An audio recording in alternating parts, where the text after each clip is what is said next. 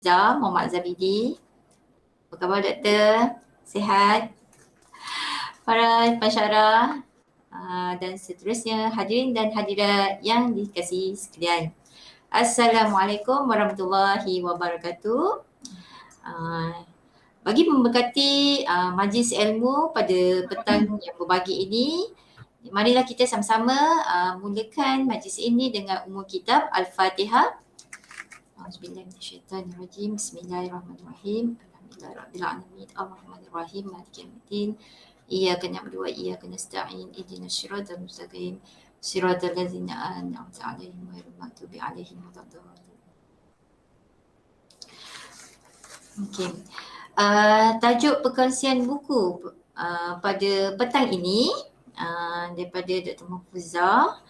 Dr. Mahfuzah untuk pengetahuan adalah pensyarah di Fakulti Akademi Pengajian Akademi Pengajian Islam atau Akademi Pengajian daripada Fakulti ACIS. Saya pun dah macam ni Okey, tajuk buku yang akan disampaikan pada petang ini adalah berjudul Asuhan Budi oleh Zakbar. Untuk pengetahuan, mungkin rakan-rakan di sana pernah mendengar Zakbar merupakan satu nama yang tak asing lagi lah dalam dunia pendidikan dan sebenarnya beliau telah meninggalkan kita sebenarnya 48 tahun sebab saya baru tadi baca sedikit biografi dia, biodata dia. Dia meninggal pada usia 78 tahun pada tahun 1973. Maknanya sudah 48 tahun buku-buku dia terlalu banyak sumbangan dia lah terhadap bidang pendidikan dan juga sumbangan dari segi ilmu. Jadi pada petang ni Dr. Mahfuzah akan share lah buku bacaan beliau, dan tanpa membuang masa saya jemput Dr. Mahfuzah untuk berkongsi bacaan. Okey, dipersilakan. Bismillahirrahmanirrahim. Assalamualaikum warahmatullahi wabarakatuh. Bismillahirrahmanirrahim. Wassalatu wassalamu ala rasulillah wa ala alihi wa ashabihi wa man nasarahu wa wala. Allahumma salli ala Sayyidina Muhammad salatan taj'aluna biha min ahlil ilmi zahiran wa batina wa tahsyurna bi'ibadikas salihin fi dunyana wa ukhrana wa ala alihi wa sahbihi wa barik as-sallim. Terima kasih kepada Puan Baiti selaku moderator. Dihormati Dr. Tahirah Bibi selaku penyelaras pewani dan juga penyelaras program kita pada petang ini. Seterusnya kepada rakan-rakan daripada pensyarah dan juga staf, terima kasih kerana hadir mendengar perkongsian pada petang ni. Saya bukanlah penceramah jemputan. Tadi Puan Baiti cakap saya ni penceramah jemputan. Bukan. Dalam sesi ni tak ada siapa yang berceramah. Dia hanya ada orang yang berkongsi dan juga nanti akan adalah sesi untuk kita sama-sama membincangkan isi buku yang dipilih ni lah. Jadi hari ni saya memilih buku ini. Nampak ke? Macam tak nampak ke? Tak payahlah. Saya memilih buku Asuhan Budi ini, dan sebelum saya menunjukkan slide saya, macam yang Puan Baiti cakap, Zakbar ni merupakan tokoh Melayu yang hebat. Tetapi di sisi saya secara peribadi, nama seperti Hamka, Pak Nasir itu lebih macam mirip lah. Maksudnya lebih macam saya macam biasa dengar berbanding dengan Zakbar. Jadi dalam koleksi buku tentang buku Zakbar ni, walaupun saya tahu dia sebagai seorang yang hebat, saya hanya ada baru tiga je buku dia yang saya ada. Dan yang buku petang ini merupakan buku yang ketiga. Selepas buku yang pertama iaitu Ilmu Mengarang Orang Melayu yang saya ada. Lepas tu yang kedua ialah buku Perangai Bergantung Kepada Diri Sendiri, dan ini merupakan buku yang ketiga. Yang bila mana saya bacakan, saya macam banyak menemui perkara-perkara wow yang saya rasa Masya Allah, walaupun buku ini ditulis pada tahun 1958 dan kita sekarang ni dah tahun 2021, ada jarak 63 tahun kita dengan waktu buku ini ditulis, tetapi Masya Allah dia punya idea-idea utama yang ditekankan dalam buku ini sangat relevan, sangat macam segar untuk kita bicarakan, untuk kita mengambil iktibar. Jadi itulah yang saya cuba kongsikan hasil daripada pembacaan saya. Jadi saya akan share sikit slide yang saya dah buat selaku nota untuk mudah kita macam nak dapat dan juga nak membincangkan lah. Okey, bismillah. Okay. Nampak ke slide? Dah nampak ke? Dah nampak ke? Nampak dah Okey, baik. Jadi ini merupakan bukunya Asuhan Budi, bicara buku tentang asuhan budi menerusi jalan agama Islam, dia punya tajuk asal dia, yang ditulis oleh Za'bah ataupun nama sebenar dia ialah Zainal Abidin bin Ahmad. Okey. Yang kita ada sekarang ni, sebab saya dimaklumkan bahawa edisi yang pertama macam dalam gambar ni dah tak ada. Dan telah dibuat edisi yang kedua oleh Akademi Jawi yang berpusat dekat Bandar Seri Putera Bangi. Yang mana saya nak terangkan dulu tentang edisi yang pertama ni diterbitkan oleh HM Shah Enterprise pada tahun 1958 bulan Mac. Okey, dan sama seperti edisi yang kedua, dalam ini mengandungi 10 tajuk-tajuk penting yang mana dia bercerita tentang agama tetapi yang dikaitkan dengan isu-isu masyarakat yang berlaku pada zaman itu. Bayangkan 1958 saya pun tak lahir lagi. Kalau ikutkan umur mak ayah saya pun dalam sekolah rendah, maksudnya kalau ikut mak ayah saya lah maksudnya isu-isu tu walaupun jauh dah berlaku dari sudut jarak masa, tetapi isunya tetap relevan berlaku pada zaman kita sekarang. Dan dalam edisi yang pertama, kata pengantar telah diberikan oleh Tun Said Nasir Ismail yang pada ketika itu ialah pengarah DBP. Okey, dalam buku ini diterangkan bahawa sebenarnya isi-isi yang ditulis dalam buku ini merupakan kompilasi bahan ceramah. Rupa-rupanya saya pun baru tahu bahawa Za'bah ini dijemput memberi ceramah dalam rancangan agama di radio. Jadi ceramah itu walaupun dia mengatakanlah secara macam tawaduknya dia kata saya ni bukanlah untuk bercakap tentang bab akidah, bab ibadah, apatah lagi nak cakap bab tasawuf ataupun nak bercakap tentang perkara-perkara alam ghaib, yang saya rasa itu ialah tok-tok guru punya part. Saya tak layak nak cakap perkara itu, padahal sebenarnya ilmu dia pun sangat tinggi, tetapi atas dasar tawaduk dia cakap macam tu. Dia kata fokus saya dalam rancangan agama ni ialah tentang bagaimana saya nak mengaitkan apa yang agama suruh dengan apa yang sebenarnya berlaku dengan masyarakat kita. Jadi itulah sebenarnya asal usul buku inilah, dan ini merupakan yang gambar saya letakkan ini merupakan muka depan buku tersebut untuk edisi yang pertama. Okey, pun begitu sebenarnya rancangan agama tu pada tahun 1953, tetapi kompilasi bahan-bahan yang disimpan untuk dibagi ceramah dekat radio tu disimpan selama 5 tahun. Dan Za'bah dalam kata pengarangnya, dia kata kalaulah penerbit ataupun maksudnya wakil daripada syarikat penerbit ni tidak approach dia, mungkin sahaja ilmu-ilmu itu memang kekal, dia tak terfikir pun untuk menerbitkan dia. Jadi apabila ada orang approach, dia kata dia nampak itu mungkin satu jalan untuk macam jariah untuk dia dan juga untuk melangsungkan ilmu-ilmu yang dikongsikan, maka dia susun semula, dia olah yang sesuai dalam bentuk penerbitan bertulis, lalu diterbitkanlah pada tahun 1958, iaitu 5 tahun selepas rancangan agama itu berakhir. Okay, jadi apakah beza antara edisi 1 dengan edisi 2 yang sekarang ni kita boleh miliki? Edisi 2 lah. Jadi penerbit daripada Akademi Jawi menyatakan bahawa edisi 2 ni ada sedikit pengolahan ejaan lah. Kalau macam ejaan dulu sekali, kita ejaan sekarang sekali, cara. Lepas tu kalau macam dulu ejaan dia macam ni kan, spin, coklat. Jadi ejaan-ejaan itu disesuaikan dengan ejaan Rumi yang standard sekarang ni. Lepas tu ayat-ayat Quran yang dimasukkan, hadis yang dimasukkan, penerbit sekarang cuba cari sumber dia, dan kalau sumber itu tidak dapat ditemui, penerbit tulis kat situlah, maksudnya tidak jelas dari mana sumber hadis ini ataupun asar ini. Maksudnya edisi yang kedua ni lebih kemas lah untuk kita jadikan bahan rujukan. Okey, dalam buku ini yang kekal sama ialah pembahagian bab ataupun 10 bahas tadi. Bab 1 sampai bab 10. Jadi dalam sesi kali ini saya akan mengambil runcit-runcit lah, maksudnya kalau nak ikutkan dia tebal ni 373 muka surat, dan dia memang mengambil masa kalau macam betul-betul kita nak faham, kita nak tengok kan, maksudnya kita nak merefleksi diri sendiri, kita memang ambil masa. Tetapi untuk perkongsian kali ini saya akan ambil runcit-runcit lah, maksudnya sikit-sikit daripada bab ini supaya ada jugalah perkara untuk kita bincangkan, InsyaAllah. Okey. Jadi siapakah Za'bah? Yelah, kadang-kadang kan kadang-kadang kita minat buku disebabkan tokoh.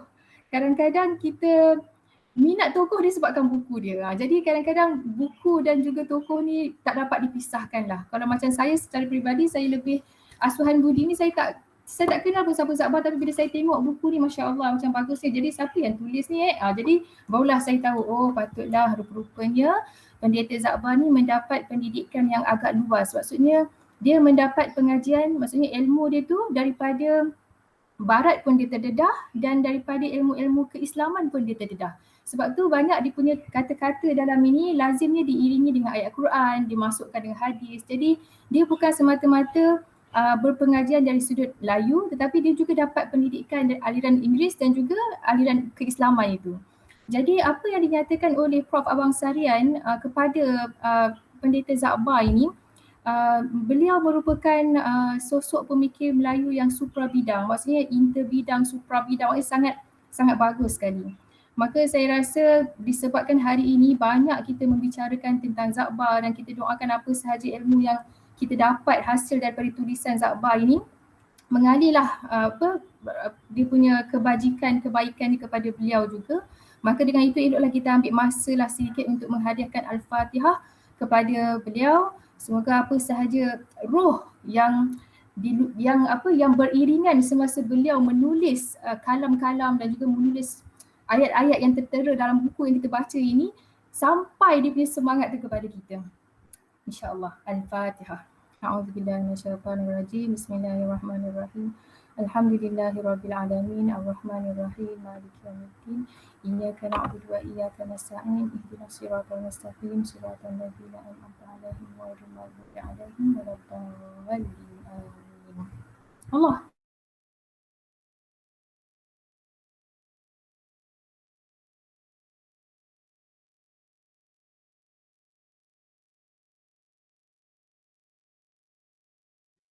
Kejap saya rasa Dr. Mahfuzah terleft tu.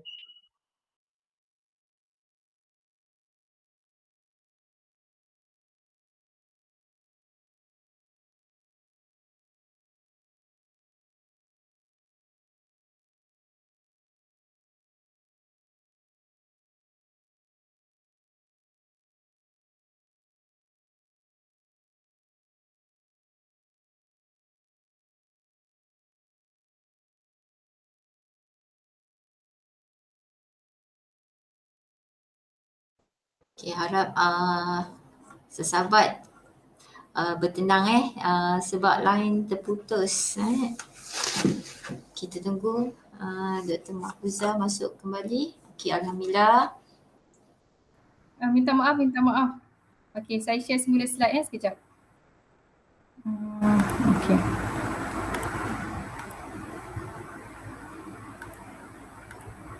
Okay.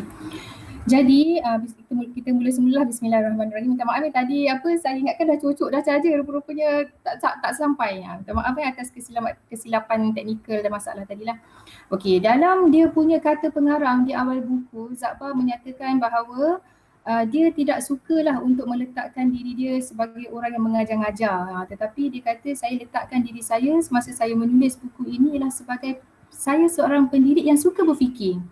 Jadi kalau orang bersetuju, dia kata silakan ambil manfaat, dan kalau tak bersetuju pun tak apa, buang saja. Asal saja permintaan dia jangan dijadikan bahan penulisan itu menjadi punca untuk umat Melayu ni bergaduh dan juga berpecah belah. Jadi itu yang dinyatakan oleh Zakbar di peringkat awal. Okey, kenapa agaknya buku ini penting? Buku ni penting dan juga saya rasa boleh dijadikan bahan usrah, boleh dijadikan bahan untuk kita bincang-bincang dalam family kita kan, sama ada sama isteri ke dengan adik-beradik ke dengan anak-anak ke. Sebab dia melibatkan tentang kepentingan hal ehwal agama sebagai solusi, sebagai maksudnya reaksi agama terhadap apa yang berlaku dalam masyarakat kita. Dan yang paling penting, Zakbar menyatakan bahawa dalam mendalami dan juga menghayati agama ni, yang dicuba sampaikan dalam buku ini ialah dia nak melatih masyarakat berfikir supaya tak terima apa sahaja yang orang cakap. Maksudnya trend yang berlaku, pemimpin cakap, dia kata jangan terima semua tu secara bulat-bulat. Fikirlah sebelum kita macam memilih untuk menolak ataupun memilih untuk menerima. Sebab bagi Zakbar ini dia katakan Islam ni adalah agama yang berfikir, agama yang mengajak manusia menghayati ilmu dan juga mengamalkan budaya berfikir itu. Okey. Jadi antara sikap Zakbar kepada orang Melayu yang dinyatakan dalam buku ini, dan semua poin-poin ini sebenarnya saya ambil daripada kata-kata pengarang dia di awal pada edisi yang pertama, dimasukkan semua dalam edisi yang kedua ni. Dia kata tidak ada jalan lain untuk majukan bangsa Melayu ni melainkan dengan jalan agama. Jadi Zakbar ni dia ada satu sikap yang positif kepada orang Melayu. Dia kata walaupun orang Melayu ni mungkin dari sudut syariat dia tidak begitu mengikut apa yang Islam ajar. Contohnya mungkin solat dia tak penuh lagi, mungkin dia ni banyak isu-isu bab penghayatan Islam yang agak rendah, tetapi dia kata dia positif kepada orang Melayu kerana satu-satunya perkara kekuatan orang Melayu ni ialah dia ada iman. Dia ada keyakinan kepada Tuhan. Dia ada keyakinan bahawa adanya hari kiamat. Jadi menurut Zakbar, kalaulah orang Melayu itu dipujuk, diajak berfikir, maka orang Melayu boleh ke depan.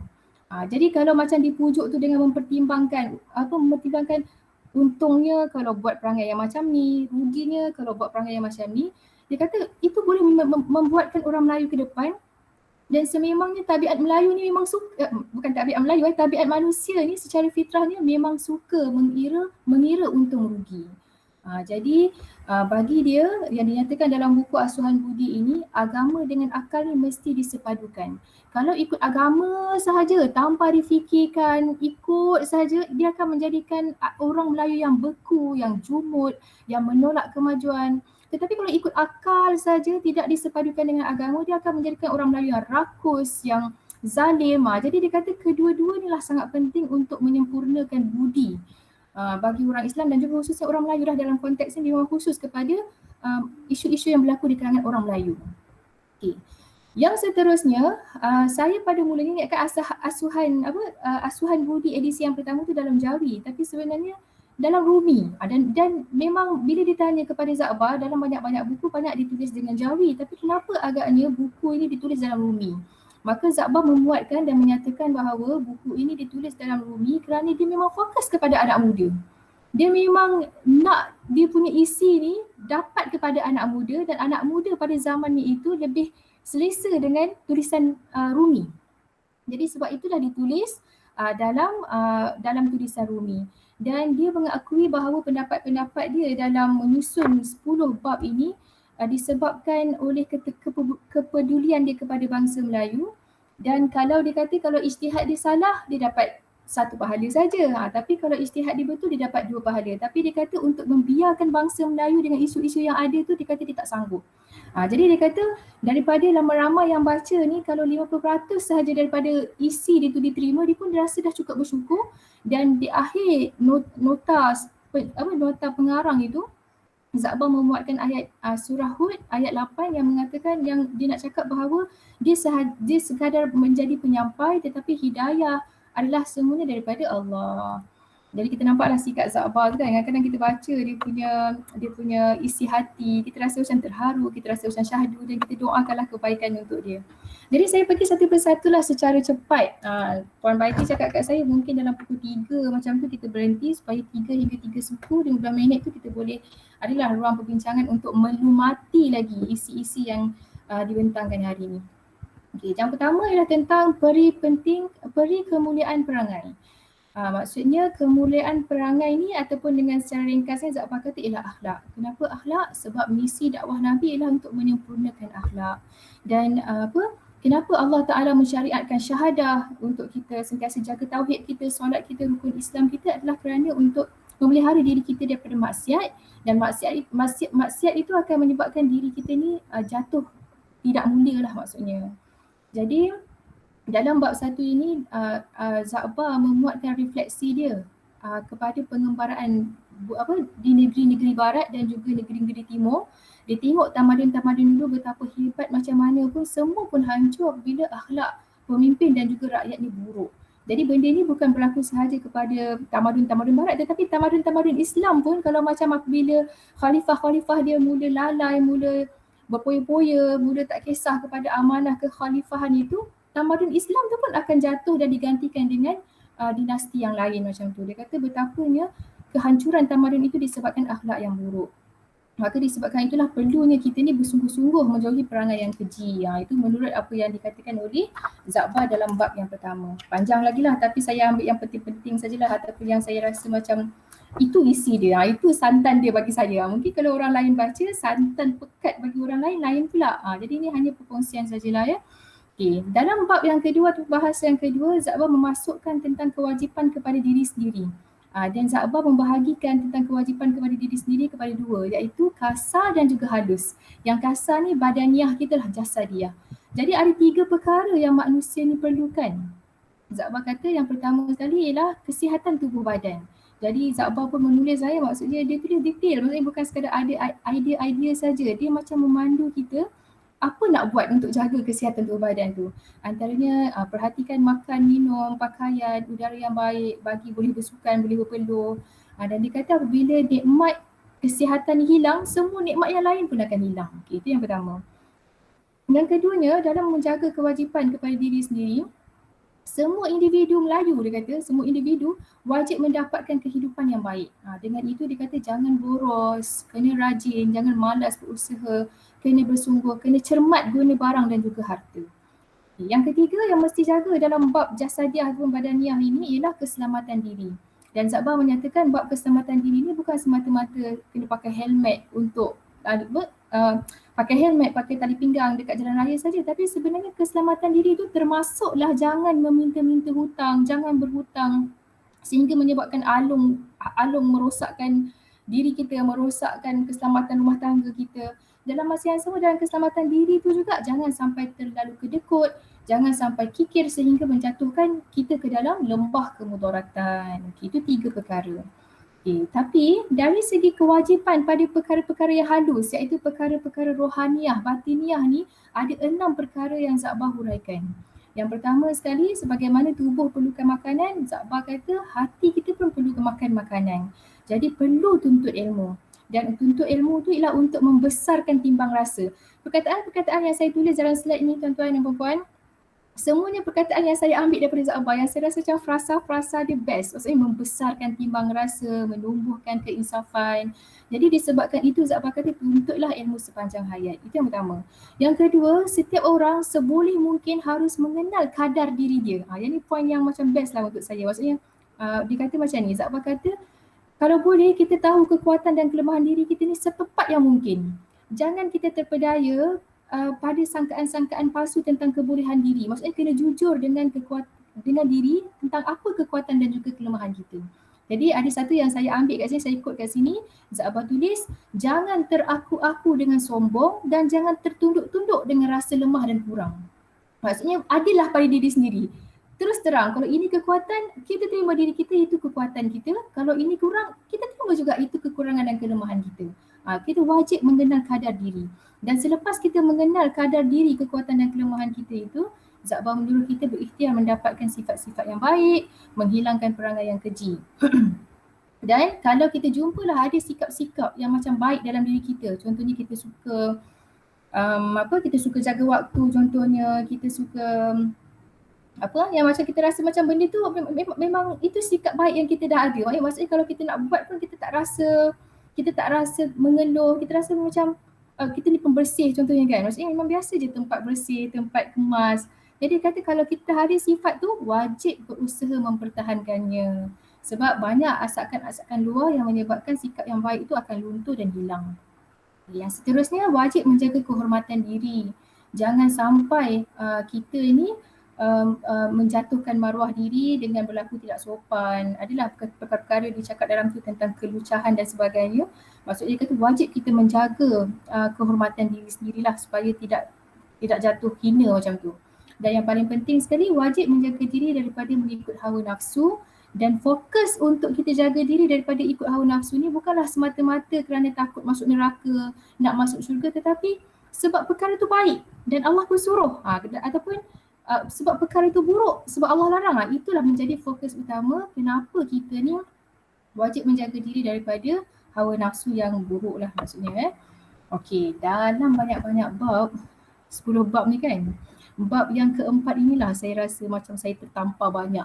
Sebab mungkin saja dia merupakan refleksi saya kepada sikap saya kepada anak-anak dan juga sikap saya kepada pelajar-pelajar saya. Jadi kalau saya akan sentuh semua, tapi bab 4 ni agak lama sikit lah maksudnya sebab banyak poin-poin penting untuk ingatan diri sendiri saya masukkan dalam ni. Jadi yang pertama, Zakbar kata dalam bab mendidik anak-anak ini, ibu bapalah guru pertama kepada anak-anak. Setiap anak-anak tu dilahir dalam keadaan yang baik. dalam keadaan yang fitrah. Jadi kalaulah kita melihat ada keadaan bagus tak bagus, maksudnya ada keadaan yang tidak bagus kepada anak tu, dua saja. Kalau dia bagus pun disebabkan faktor ni, kalau dia tak bagus pun, perangai dia hodoh pun disebabkan dua faktor ni. Yang pertama sekali, kurang didikan yang sempurna dari ibu bapa, dan yang kedua ni adalah persekitaran anak-anak tu. Orang-orang yang dia bergaul. Maksudnya ada, tapi faktor yang paling penting Zabah kata ialah ibu bapa tu. Jadi Zabah menyatakan dalam buku ni, kita akan marah kalau orang cakap kita ni kurang ajar ataupun orang cakap anak kita kurang ajar. Tapi dia kata kurang ajar ni bukanlah sekadar melanggar adab sopan biasa, contohnya berkelakuan kasar, tetapi yang termasuk dalam semua perkara yang dalam payungnya ialah kurang ajar ialah apa saja yang sifatnya rendah, hina dan keji pada tabiat dan laku. Jadi Zabah mengulas kenapa agaknya boleh wujud anak yang kurang ajar ni. Jadi Zabah merumuskan mengikut pandangan dia kata disebabkan dua perkara juga, iaitu mak bapak tu tak berpelajaran, tak tahu didik anak, maksudnya yang tak tahu didik anak tu yang kedua. Maksudnya mak bapak dia mungkin tak berpelajaran. Maksudnya bila mak bapak tu tak ada ilmu, mak bapak tu tak ada cita-cita, tak ada wawasan, tak ada pengetahuan, itu yang pertama. Yang kedua, mungkin saja mak bapak tu ada pelajaran tapi dia tak tahu pula nak didik, nak ajar anak dia. Jadi dia kata kalau kat sekolah kalau ibu bapa ni melepaskan anak-anak tu kepada cikgu-cikgu kat sekolah memang fokusnya kepada kemahiran-kemahiran tulis baca kira. Tetapi asuhan budi, asuhan perangai itu semuanya bermula pada rumah. Jadi Zabah mencoretkanlah maksudnya apakah cara mendidik anak. Jadi Zabah kata jangan terlalu garang, keras, jangan berhambunkan anak tu dengan maki hamun ataupun pukul bedal yang menyakitkan badan dan hati. Kadang-kadang tak pukul badan tetapi kata-kata tu kan macam menghiris-hiris hati si anak tu. Jadi itu cara didikan yang tak betul. Yang kedua ni dia kata jangan manjakan anak sehingga tidak ada larangan. Kalau anak buat salah depan orang pun dibiarkan, tak ditegur. Yang kedua, antara konteks memanjakan anak ni ialah kalau nampak anak tu menangis sikit, mengadu sikit, dah sudah digusuk-gusuk, dipujuk-pujuk, jangan nangis dan sebagainya. Menyebabkan hati anak tu lemah dan anak tu naik lemak macam tu. Jadi Zabah menyatakan gunakanlah jalan yang pertengahan, iaitu tegas dan lembut. Tetapkanlah had dan syarat. Kalau anak tu langgar syarat, gunakanlah kekerasan. Kalau dah cakap, katakanlah kalau tak semayang macam ni ataupun kalau tengok video game lebih pada waktu dan sebagainya, katakanlah kita kata ayah akan rotan ke, ayah akan ambil handphone ke. Zabah kata kalau dah cakap macam tu buat. Jangan ugut saja tanpa buat. Kalau kita ugut dan takut-takutkan anak saja, dia akan merendahkan darjat dan kuasa ibu bapa kepada anak yang menyebabkan anak last sekali mak ayah cakap je bukan buat pun. Jadi menyebabkan anak tu naik tucang, naik lemak. Jadi pendidikan akhlak kepada anak tu tak menjadi.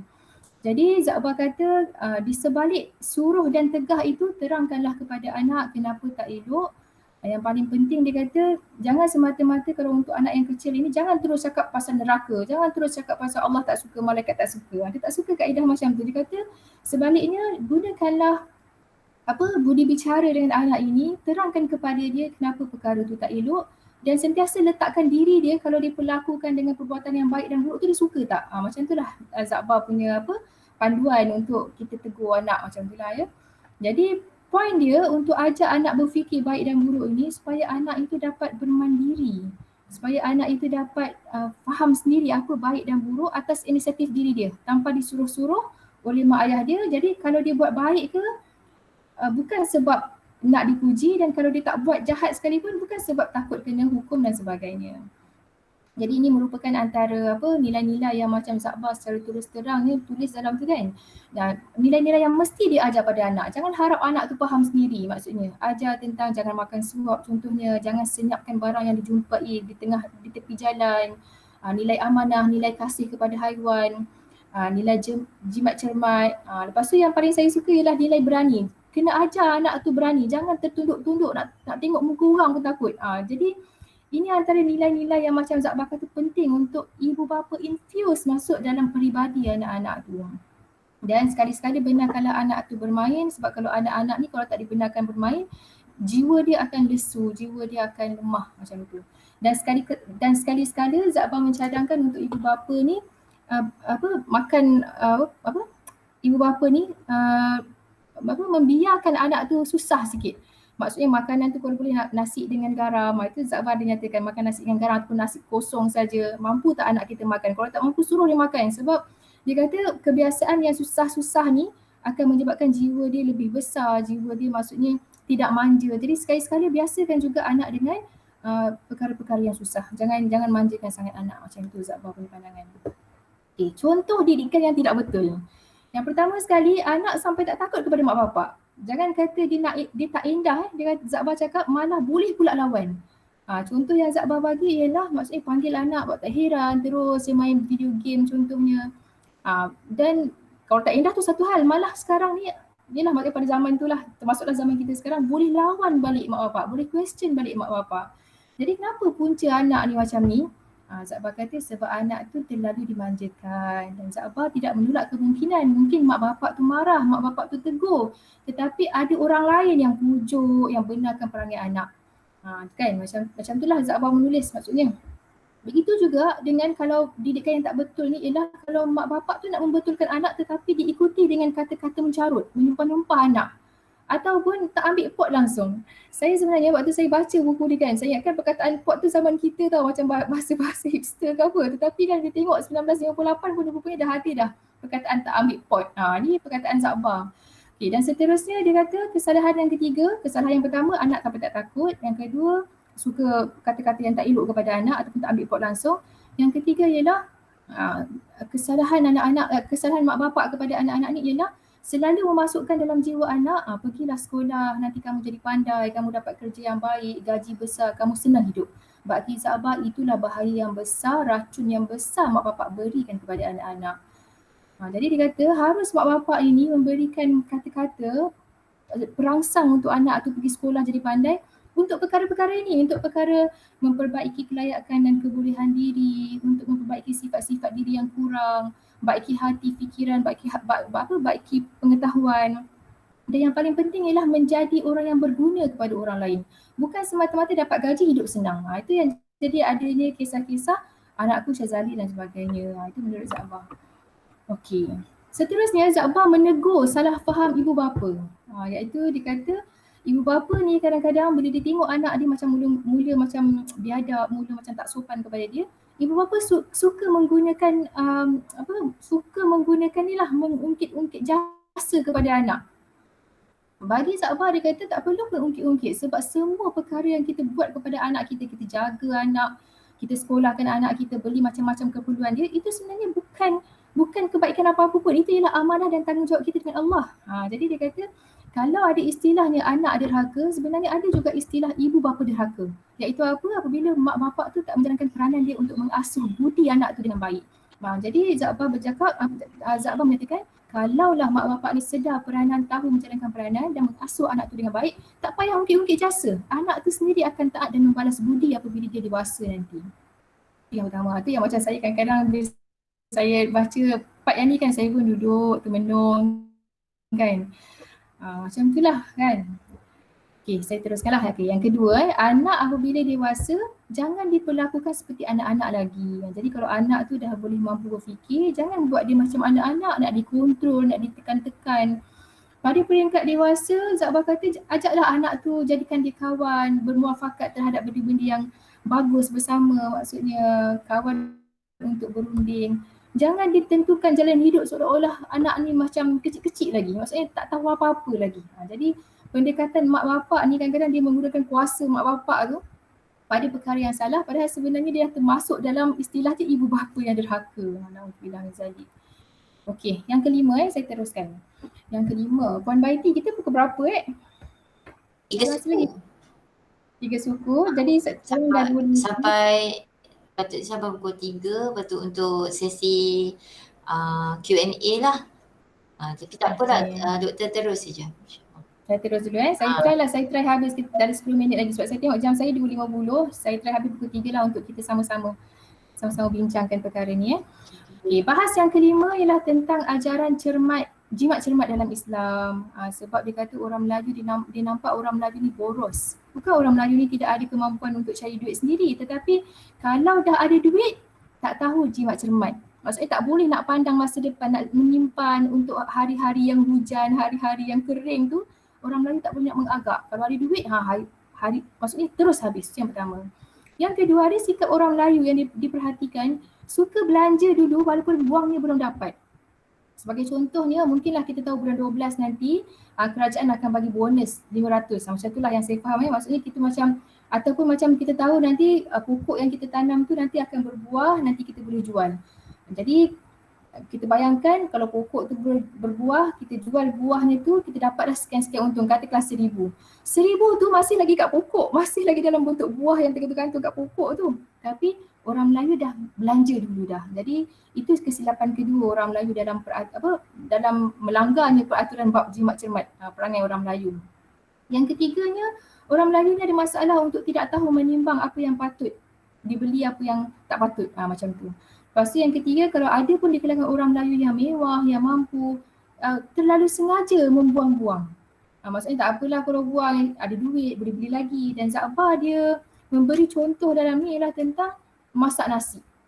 Masak nasi lebih, lepas tu tak habis buang macam tu saja, tak rasa sayang. Sedangkan Za'bah kata orang tua Melayu pesan jangan dibuang-buang nasi, menangis dia nanti mahal rezeki. Jadi itu antara nilai yang kadang-kadang saya tengok kan, orang buang nasi selamba-selamba je. Ataupun ialah cara pengurusan sampah kita kat rumah kan, nasi tu memang dah tak habis ataupun memang nasi tu basi dan sebagainya, diletakkan dalam satu tong sampah yang dalam itulah pampers anak dan sebagainya. Maksudnya tidak ada penghormatan kepada makanan walaupun makanan tu dah basi, macam itulah. Okay, yang kelima, suka meminjam asal dapat setaraf dengan orang lain. Lepas tu yang keenam, kalau dapat sekali banyak duit tu dah stop bekerja dah, tak berusaha lagi. Hidup makan duit tu je lah dulu. Tak ada duit nanti yang baru bekerja lagi. Itu sikap yang macam Za'bah kata tak patut macam tu. Dan seterusnya tak tahu mana yang boros, mana yang lokek. Dan Za'bah memberi contoh belanja kenduri kendara sampai kebun habis, sampai tanah habis, sampai kampung habis, macam tu. Jadi ini ialah antara peraturan ataupun cara-cara orang Melayu yang tidak berjimat cermat lah. Okay. Jadi kaedahnya Za'bah pun menulis lah, maksudnya dia bagi saya advance lah kan untuk tahun itu dia tulis untuk masyarakat Melayu. Yang pertama ialah simpan sedikit dari apa yang dapat, apa-apa yang kita beli ni jangan berhutang. Za'bah banyak kali dah cakap pasal hutang. Dan saya boleh nyatakan antara perkara penting dalam bab kehormatan diri kan, memang Za'bah tema utama dia jangan hutang. Dan kalau berhutang pun macam yang dinyatakan kat sini, bayar cepat-cepat. Lepas tu yang seterusnya, jangan belanja pada keuntungan yang belum dapat di tangan, tulis keluar masuk duit kita tu, buatkan anggaran, jangan rosakkan barang apabila berkelahi. Lucu juga tapi macam penting. Za'bah kata kalau suami isteri bergaduh, dia kata janganlah sampai dihempas-hempas ni barang kat rumah tu sampai rosak sebab itu semua kos. Macam tu, sampai macam tu sekali Za'bah memberikan contoh-contoh. Jangan rosakkan barang. Seterusnya, jagalah segala pekerjaan yang kita ada sendiri, jangan harapkan orang lain. Maksudnya kalau kita ada perniagaan ke, ada harta ke, jaga harta kita sendiri, jaga pekerjaan kita sendiri. Sebab kalau kita mengharapkan kepada orang lain dan orang lain tu dia tidak begitu serius menjaga pekerjaan kita tu, dan sekali kerugiannya double kepada diri kita. Macam tu Za'bah kata. Seterusnya jangan beli barang yang tak perlu, tilitlah masa depan dan buatlah persiapan. Dan pada zaman itu Za'bah menyatakan eloklah simpan duit dekat bank berbanding dengan simpan duit dekat rumah.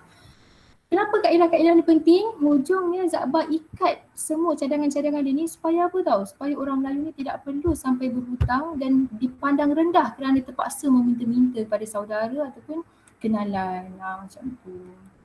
Okey, yang 4, 6 dan 7 tu berkisar tentang puasa dan beramal dengan Allah. Yang ni saya tak buat nota lah dan saya pun baca sikit macam tu saja. Saya skip yang ni. Seterusnya bab yang ke-8 dah tentang mencapai ketinggian dunia dan akhirat. Ada 2 cara yang dikongsikan oleh Za'bah, iaitu yang pertama sekali kewajipan himmah dan juga amal. Himmah ni ialah cita-cita dan wawasan yang besar. Jadi orang Melayu ni dia kata mesti ada cita-cita dan wawasan yang besar, dan dalam dia menyampaikan nasihat ini, Za'bah menyelitkan satu cerita tentang 2 orang hamba. 2 orang hamba yang di negeri Mesir, yang mana hamba ini kerjanya bertani lah. Dan apabila dah cukup masa macam tu, tuan dia ni nak jualkan 2 hamba ni. Jadi waktu bersembang-sembang 2 hamba ni, hamba yang A ni cakap, alangkah bagusnya kalau aku ini bekerja dekat tempat kedai makan, dia kata macam tu. Supaya aku tak rasa lapar sebab makanan sentiasa tersedia sebab aku bekerja kat situ.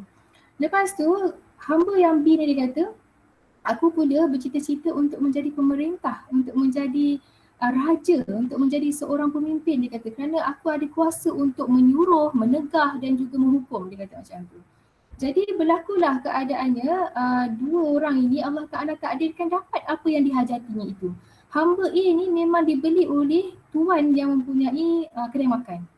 Lepas tu hamba B ni dibeli oleh seorang pemimpin. Jadi dia menggunakan potensi diri dia untuk bekerja bersungguh-sungguh, menunjukkan kebolehan diri dia sehingga dia menjadi orang yang dipercayai, sehingga apabila tuan dia tu meninggal dunia, dia yang menggantikan tuan itu. Dan dipendekkan cerita, hamba B ni memang akhirnya disebabkan kehebatan dia mengambil peluang untuk cari ilmu, betul-betul bersungguh-sungguh, dia memang dapat apa yang dia cita-citakan itu, iaitu menjadi menjadi gubernur Mesir pada ketika itu, yang asalnya dia seorang hamba, dan kepemimpinannya itu diiktiraf oleh khalifah dekat Baghdad. Macam tu dah Za'bah menceritakan kisah ini betapanya jangan bercita-cita dengan cita-cita yang rendah. Bercitalah setinggi-tinggi cita-cita. Dan apabila bercita tinggi-tinggi itu, dia kata relalah untuk bersusah payah kerana ketinggian itu mengikut banyak mananya susah. Makin nak mulia, makin nak tinggi, makin relalah untuk bersusah payah, untuk berkorban. Dan dalam kewajipan himmah dan juga amal ini, Za'bah mengingatkan kita untuk bergantung kepada diri sendiri, jangan suka meminta-minta pertolongan orang. Dan juga dalam kita bergantung dengan diri sendiri itu bukanlah maksud kita menafikan penyerahan diri kepada Allah. Maksudnya usaha dulu, jangan terus tak minta-minta dan jangan berharap kepada orang lain. Okay, itu yang pertama. Yang kedua, ini pun antara nasihat yang saya suka lah. Iaitu dia kata, Za'bah tulis, jangan berhati tikus. Okey, Za'bah kata apabila kita membaca riwayat hidup orang yang hebat-hebat, tak kisahlah tokoh tu daripada tokoh Islam ke tokoh Barat ke, jangan sesekali timbul rasa takut dan gurun, rasa macam wow ni orang ni macam mana lah orang ni, sampai kita rasa macam wow sangat kepada orang itu dan kita rasa kerdil kepada diri sendiri. Dia kata jangan berhati tikus. Jadi Za'bah dia tuliskan dialog tau untuk cakap kat diri sendiri. Dia kata kita harus berkata kepada diri, dia manusia, aku pun manusia. Okey, yang saya tuliskan ni betul-betul apa yang Za'bah tulis. Dia kata dia manusia, aku pun manusia. Dia diberikan, apa benda yang saya tulis ni, aku salah tulis ni. Dia ada, minta maaf dia ada kelebihan yang Allah beri untuk dia. Aku pun ada kelebihan yang Allah beri untuk aku. Hanya Allah yang terlebih besar daripada sekaliannya. Jadi Za'bah kata kalau kita tengok orang yang hebat, buang perasaan kecut tu. Kita akui dia memang hebat tapi jangan menafikan kelebihan yang Allah beri juga untuk diri kita. Dia kata kalau kita tak ada perasaan yang macam ni, kita bukan sahaja tidak mendapat himmah tu, tidak mendapat wawasan yang besar tu, tetapi kita ni memasukkan diri kita dalam zon yang selesa dengan kelemahan diri sendiri. Maksudnya kita keluar, kita katalah okay, tak apalah dia macam tu, aku memang macam ni sebab tu aku tak berusaha. Jadi dia kata buang dulu perasaan yang hati tikus tu. Masya Allah, kadang-kadang saya baca benda ni macam wah, ni memang sesuai untuk diri sendiri. Saya kata mesti jaga diri daripada dirasuk perasaan rendah diri dan menyembah orang-orang yang hebat, dia kata. Sebab apa saja kehebatan yang ada pada orang tu bukan milik orang itu. Kehebatan tu pun Allah beri dia. Jadi kalau kita baca ataupun kita tahu kisah-kisah inspirasi daripada orang, yang kita nak ada semangat tu ialah semangat yang ada macam tokoh tu juga. Semangat dia berusaha, semangat keberanian, semangat rela berkorban, dia kata itu yang semangat yang kita kena cakap kat diri kita sendiri, bukan kita takut dan berhati tikus. Okey, yang ketiga dalam bab himmah juga, jangan mudah tawar hati dan terundur daripada apa-apa yang orang mengumpat, orang burukkan kita, orang hasad kita. Dia kata yakinlah kepada undang-undang Allah kepada makhluk, iaitu setiap orang ada kelebihan, setiap kelebihan tu ialah rezeki dan rezeki tu pun ialah ujian. Jadi apa-apa usaha dan cita-cita tak boleh bergantung kepada, dia kata, okay, walaupun macam tu dia kata, Za'bah cakap, apa-apa pun keadaannya, tetaplah jangan bergantung kepada kebolehan diri sendiri dan juga kudrat. Mesti juga minta bantuan kepada Allah dan menyerah diri kepada Allah secara bulat-bulat. Bagi saya kan kat sini kalau saya macam nak pause kejap, bagi saya inilah sebenarnya prinsip sebenar ahli sunnah wal jamaah. Maksudnya, kita menggunakan kehebatan diri tanpa bergantung kepada diri. Maksudnya mengiktiraf kekuatan diri tapi tetap bergantung kepada Allah. Macam itulah. Okey. Jadi bab yang ke-9 adalah tentang agama dan kemestiannya kepada manusia. Dibahaskan tentang apa erti agama, apa agama yang sebenar, kenapa pengetahuan agama ni mustahak. Okay, bab yang 10, pelajaran agama untuk umat. Okay, yang pertama sekali dalam bab ini kan tadi dia cakap pasal nak menyelesaikan isu-isu yang berlaku di kalangan orang Melayu pada zaman tu. Dia kata salah satu perkara yang penting, dia kata pentingnya orang Melayu ni mempunyai pengetahuan agama dan dunia. Selagi mana orang Melayu ni dia tak combine dua-dua jenis ilmu ni, ilmu pengetahuan agama dan dunia ni, orang Melayu memang selama-lamanya akan tertinggal, dia kata. Jadi kalau tidak ada ilmu agama, kalau tidak ada ilmu agama, orang Melayu ni akan tetap tertinggal lah. Gitu. Minta maaf silap. Kalau tak ada ilmu agama, orang Melayu ni akan miskin budi pekerti dia, dhaif budi pekerti. Maksudnya kalau dia dapat kesempatan menguasai ilmu dunia, dia akan menjadi tamak, dia menjadi zalim, dia menindas orang di bawah dia disebabkan tidak ada ilmu agama. Tetapi kalau tidak ada ilmu dunia, dia baik, dia ikut syariat Allah tetapi cita-citanya tidak luas, pandangannya tidak luas. Jadi salah satu ilmu ni kalau tak ada, dia seolah-olah menjadikan orang Melayu ni berada dalam hutan kegelapan dan berada pada perkara-perkara yang rendah, pada perkara-perkara yang kejatuhan lah dia Zabah kata, sama ada hal dunia dan juga akhirat. Jadi pentingnya pelajaran agama ni untuk orang Melayu. Pelajaran agama ni berserta dengan pelajaran dari sudut ilmu-ilmu keduniaan juga. Jadi sebagai penutupnya, okay, Zabah, kita nampak kat sini ketokohan Zabah ni bukan sahaja dari sudut keilmuan, dan kalau kita baca betul-betul dia punya ayat-ayat ini kan kita boleh rasalah jiwa dia tu ketika dia menulis buku ni. Itu yang pertama lah, jadi kita nampak ketokohan dan pada adab dia. Di awal dia kata dia orang yang tak layak, dia hanya cakap pada pasal isu-isu kemasyarakatan saja, diserahkan bab-bab yang lain tu kepada tokoh-tokoh agama. Tapi apabila kita tengok penghuraian dia dan saling dikait-mengaitkan antara logik, antara ilmu ayat Quran, hadis dan sebagainya dengan sejarah, kita nampak macam Masya Allah memang dia seorang pendeta, keilmuan dan adab dia macam tu. Yang keduanya, kita nampak keprihatinan dan rasa sayang kepada bangsa.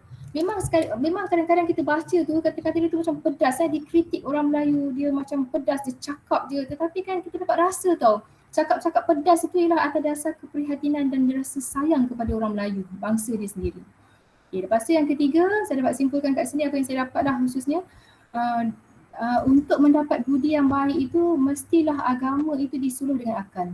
Kalau agama saja dia akan menjadikan kita jumud, dan kalau akal saja dia akan menjadikan kita liar dan sebagainya, maka kedua-dua ini perlu dikombinasikan untuk mendapat peribadi yang baik, peribadi yang mulia. Yang keempat ialah pentingnya sikap pertengahan. Maksudnya apa yang Zabah cakap ni dia cuba mengulas bagaimana sebenarnya model, sama ada dalam berbelanja ke, dalam mendidik anak ke, dalam menuntut ilmu ke, sikap yang paling baik sikap pertengahan yang paling baik antara dua ekstrim. Itu yang tadi dia kata kalau nak dalam berbelanja, dia kata kena beza antara kikir dan boros tu kena beza. Jadi itulah sebenarnya prinsip wasatiyah kan, maksudnya pertengahan yang paling baik antara dua ekstrim. Jadi sama ada bersikap qadariyah, maksudnya qadariyah ni macam terlalu berpegang kepada kekuatan diri sendiri, ataupun jabariyah, serah semuanya kepada takdir, aku insan yang lemah. Itu dua-dua tu salah. Yang pentingnya ialah macam saya cakap tadi, prinsip ahli sunnah wal jamaah ialah kita menghargai kekuatan, kita berikhtiar sebaik mungkin. Kita tidak berserah semata-mata kepada takdir, kepada nasib, kita berusaha, tetapi penghujungnya ada prinsip tawakal, ada prinsip penyerahan dan pergantungan kepada Allah. Dan yang terakhir sekali kita nampaklah peranan ibu bapa dan pendidik untuk membentuk peribadi anak-anak tu. Jadi saya stop sampai sini dulu Puan Baiti. Sebelum tu saya titipkan juga kata-kata hikmah daripada Pendeta Zabah. Maka yang akan menang dalam perlumbaan itu hanyalah orang yang tetap, tekun dan sabar menjalankan kerja-kerja kewajipannya itu dengan bergantung kepada ikhtiar dan daya upaya dirinya sendiri dan memohon pertolongan hanya kepada Allah. Ini saya rasa kata-kata ini dipetik daripada buku Bergantung dengan Diri Sendiri, dan saya rasa intipatinya pun ada dimuatkan dalam buku Asuhan Budi ni. Jadi wallahu a'lam, saya serahkan semula kepada Puan Moderator. Silakan. Terima kasih kepada Dr. Mahfuzah atas perkongsian yang cukup bermanfaat sangat, dan saya rasa topik ni berkenaan dengan tajuk buku tu sebenarnya, nama buku tu, tajuk buku tu adalah Asuhan Budi. Bila cakap Asuhan Budi ni, dia ni nak tanya juga ni, Mungkin Dr. Wafizah ni ya. Tapi sebelum tu saya rasa ada tak soalan daripada sahabat? Ya, boleh tulis di ruangan chat. Ataupun boleh je ni. Ya, Ilya. Saya nak tanya, tadi ada satu kenyataan kan yang dari Dr. Mahfuzah cakap tu, bila anak kita menangis tu jangan dipujuk. Jadi situasi yang macam, takkan dalam semua situasi kita nak biar je anak kita menangis. Jadi ada situasi yang lebih spesifik, kita kena biar, dan di mana yang kita kena pujuk. Kan kalau tak pujuk langsung rasa macam terbiar pula anak tu. Macam tu lah. Okey. Nak jawab terus ke Puan Maiti? Okey, saya rasa better terus jawab je lah. Okey, terus jawab Okey, tentunya jawapan dia tidaklah maksudnya itulah ada hikmahnya. Okey, macam ni Zakbar, saya bacakan sikit, saya minta izin bacakan kat sikit, kata kat sini. Ikhtiarkanlah jalan masing-masing. Walaupun dinyatakan kata-kata yang macam saya kongsikan tadi, saya jumpa kat sini Zakbar cakap, ikhtiarkanlah jalan masing-masing dengan apa jua cara yang baik dan munasabah, asalkan dengan jalan yang berhikmah dan bijaksana. Maksudnya mungkin dalam konteks yang dinyatakan oleh Zakbar tadi tu, asalkan anak menangis kan, kita pujuk. Mungkin dari sudut macam mudah saya nak faham dah, macam kalau saya baca sendiri pun saya boleh macam refleksikan kepada kalau anak tu menangis kata kawan buat, kalau anak tu menangis kata cikgu denda. Maksudnya terus kita macam menangkan anak, terus macam kita menangkan anak sehingga anak tu kan apa-apa pun dia dah terbiasa bergantung kepada ibu bapa. Jadi tentunya tidaklah sampai membiarkan anak tu menangis seolah-olah macam kita tak mempedulikan perasaan dia pula.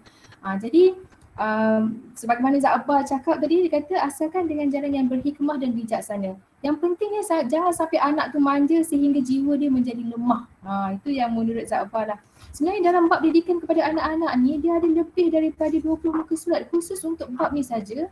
Dan yang saya rasa macam ni lah, kawan-kawan boleh belilah buku ni. Saya rasa memang sangat recommended lah untuk kita baca. Yang apa yang saya kongsikan itu sebenarnya sangat sedikit sangat. Maksudnya kalau untuk kefahaman yang lebih, untuk penghuraian yang lebih, saya rasa mungkin kita boleh sama-sama milikilah buku ni, dan saya boleh bagilah nombor telefon Akademi Jawi tu. Okay, jadi saya harap menjawab Ilya, kata kuncinya ialah dengan jalan hikmah dan bijaksana. Ikutlah, kita yang paling kenal anak kita kan. Macam tu lah pandangan saya, Wallahualam. Terima kasih. Sama. Okey, ada lagi soalan? Okey. Assalamualaikum. Assalamualaikum. Ya, silakan.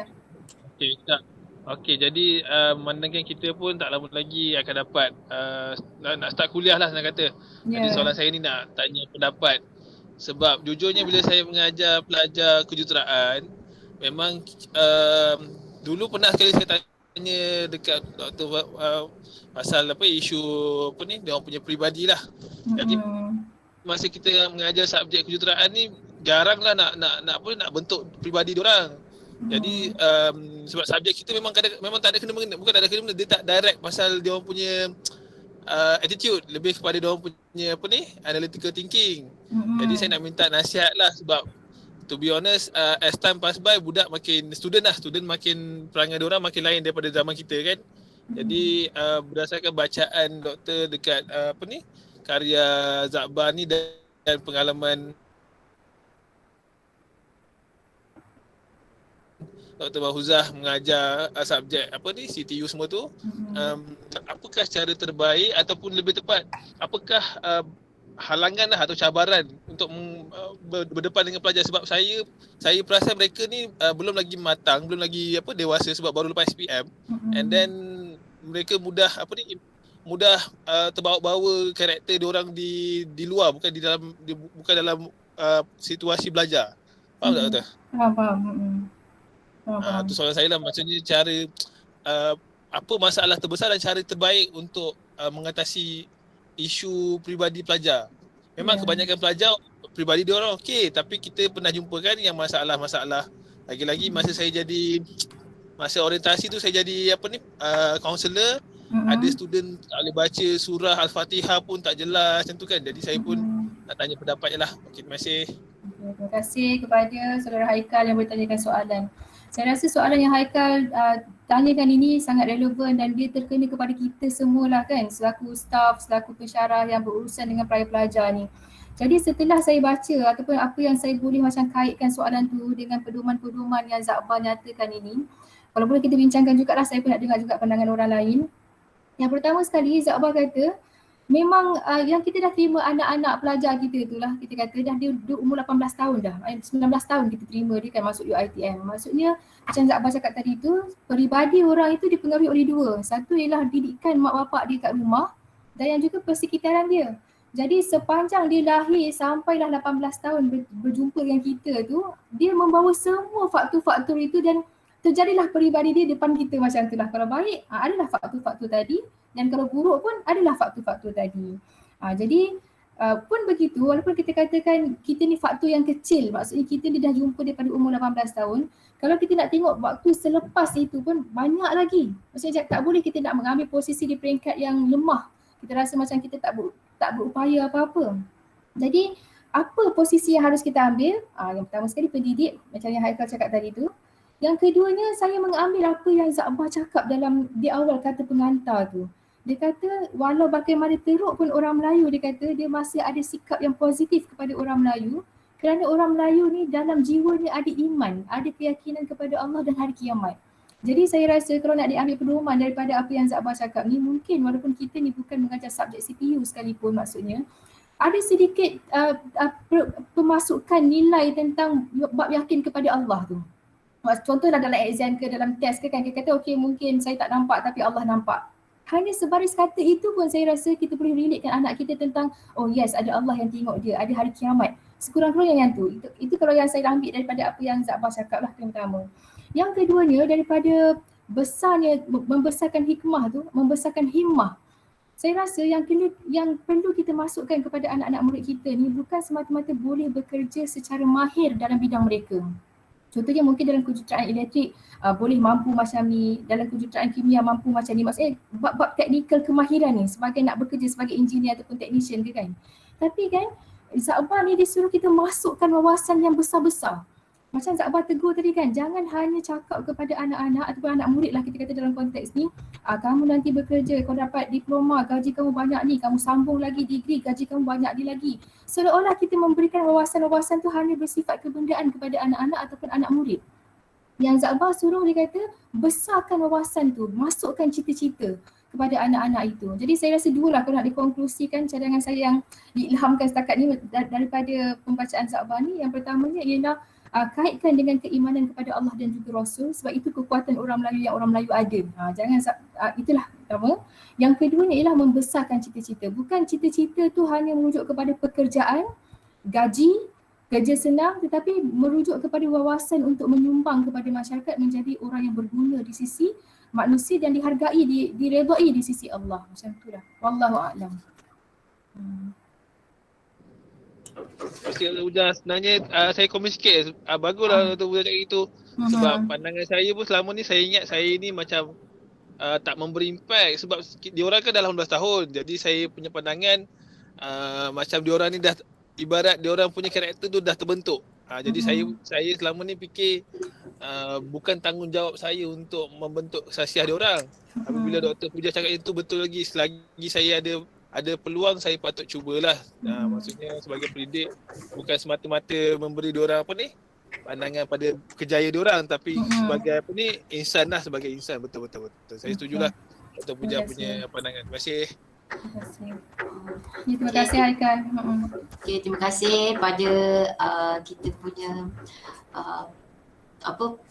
Dr. Mahfuzah atas jawapan yang mantap dan tips yang baik lah kita sebagai pendidik dan juga staff yang ada. Okay, saya rasa lagi 1 minit lagi kita punya sesi resensi ni akan berakhir kan. Jadi memang asuhan budi karya Zakbar ni terlalu pada saya juga daripada perkongsian tadi saya boleh simpulkan yang kalau relatekan dengan kita sebagai pendidik, pembahasan yang nombor berapa pembahasan yang Zakbar berikan tu memang kita boleh cuba praktiskan kan. Jadi kita nakkan budi tu, orang kata dia, kenapa Zakbar tekankan kepada budi, sebab apa? Budi itu sebenarnya melambangkan sesuatu bangsa. Dan kalau kita, bangsa kita dengan budi yang tak baik kan, ataupun daripada sejarah silam yang lampau pun kita dah dapati bahawa banyak tamadun jatuh because of dia punya akhlak yang tak baik. Jadi sebelum tu saya di dalam ruangan chat ni ada link kehadiran. Tuan-tuan boleh tolong ni klik pada link kehadiran untuk mengisi link kehadiran dan juga maklum balas. Kemudian sebelum saya akhiri kita punya dilah, saya nak bawa dua buah pantun. Berkenaan budi lah mungkin kita boleh cakna. Ni saya ambil sikit perkataan daripada perkataan budi jugalah. Anak dara berkain cukin dari daik bulan puasa. Bulan puasa tidak kira kaya miskin asalkan baik budi bahasa. Seterusnya, pisang emas bawa belayar diletak budak di atas peti.